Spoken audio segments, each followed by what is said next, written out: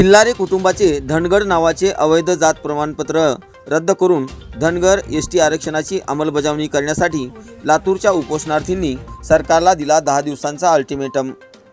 छत्रपती संभाजीनगर येथील खिल्लारे कुटुंबाचे धनगर जातीचे अवैध जात प्रमाणपत्र रद्द करून धनगर समाजाला अनुसूचित जमातीमध्ये समावेश करण्याच्या संविधानिक तरतुदीची अंमलबजावणी करण्यात यावी यासाठी लातूर येथे 16 दिवस आमरण उपोषण केलेल्या अनिल गोयेकर व चंद्रकांत हजारे यांनी राज्य सरकारला 10 दिवसांचा अल्टिमेटम दिला आहे, अशी माहिती आज 3 ऑगस्ट रोजी दुपारी लातूर येथील रसिका हॉटेल येथे आयोजित पत्रकार परिषदेमध्ये स्वतः उपोषणकर्त्यांनी दिली आहे।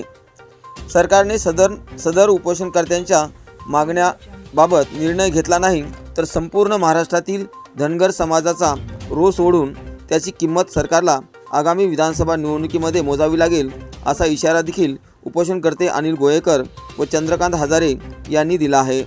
यावेळी माजी सभापती संभाजीराव सूळ, माजी प्राचार्य मधुकरराव सलगरे आदींची प्रमुख उपस्थिती होती। आपल्यासोबत आहेत उपोषणकर्ते अनिल गोयेकर व चंद्रकांत हजारे। ते नेमके काय म्हणाले ते आपण प्रत्यक्ष पाहूयात।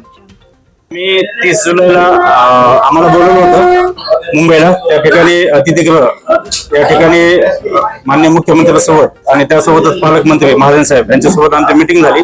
त्या मीटिंगमध्ये आम्ही या ठिकाणी त्या प्रमुख मागण्यासाठी उपोषणाला 16 दिवस उपोषण केलं लातूरमध्ये। ती मागणी म्हणजे जी खिल्लारी कुटुंबियाचं प्रमाणपत्र रद्द झालं पाहिजे, धनगर एसटी आरक्षणाची अंमलबजावणी झाली पाहिजे।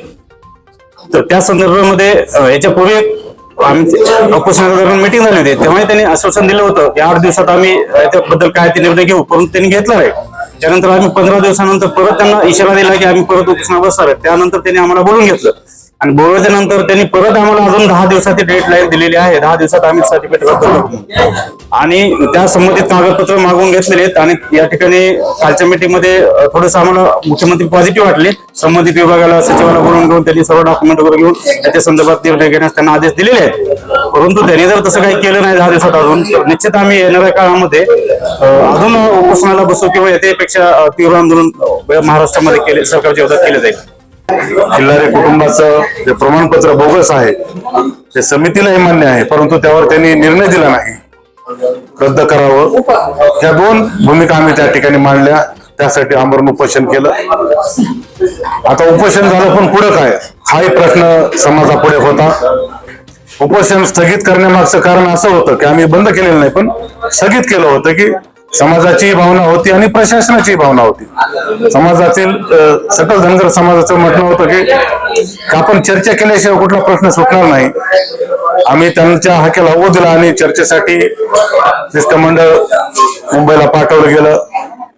पहिल्यांदा शिष्टमंडळासोबत पालकमंत्र्यांची, मुख्यमंत्र्यांची 1-2 बैठका झाल्या, परंतु त्याही ठिकाणी अनिर्णयच राहिला।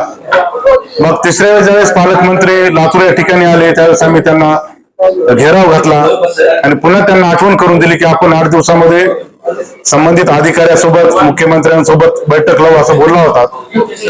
बैठक लावण्यामध्ये आम्हाला कुठलंही स्वारस्य नाहीये, पण प्रश्न सुटावा यासाठी आमचं स्वारस्य आहे, आमची भूमिका आहे। आपल्याकडे सगळे डॉक्युमेंट आहेत, आम्ही पाठवले आहेत, ते आलेले आहेत आपल्याकडे। आम्ही न येता आपण प्रश्न सोडवा असं आम्ही त्यांना ठणकावून सांगितलं होतं।